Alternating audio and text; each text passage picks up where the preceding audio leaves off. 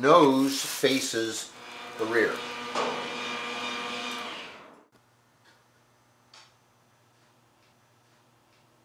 The entire frame is really custom fab. We started with what's called a C-channel, and then a piece of steel was welded in here to make it a box.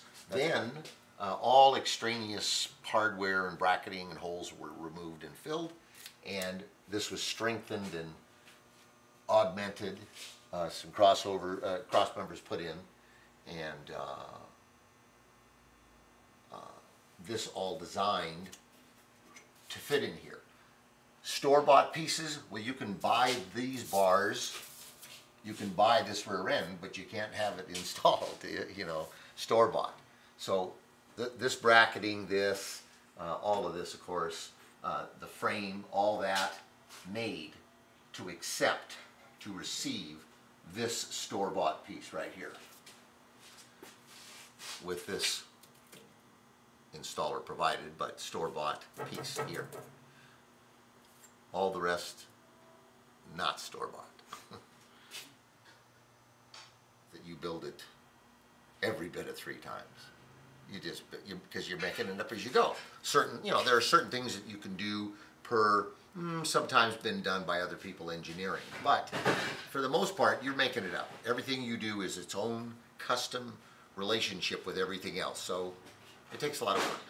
This rear end, I had installed by Scott's Hot Rods. They are very professional at what they do there. They're expensive as the dickens, but they, in my opinion, but they do obviously good work.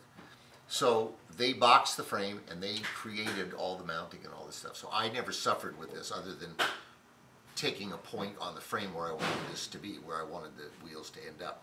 But I let them do all of that suffering. All the engines, all this, that's all my suffering. You know, every little tab, every bolt, every placement, everything has been done several times over to get it to where it is now. And it's quite good the way it is. So there's more to do here, but this has all been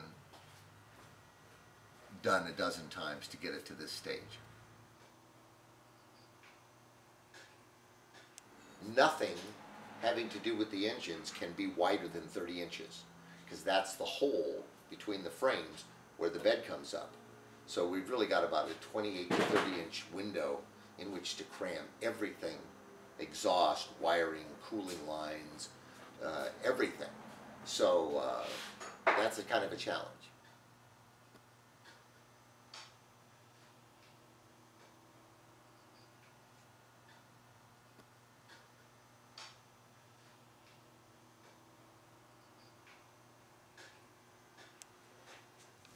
We've had to do a lot of engineering on this truck. Everything one makes on this truck is in stock. It's just, you know, how do you want it? So we did the running boards, for instance. This had running boards of a fashion, but now the truck was much longer. And they were flimsy. So we had to add inside the body a 4-inch high steel plate about 3 feet long, another 2-inch steel plate on the outside, weld braces up to another steel plate up inside the floor,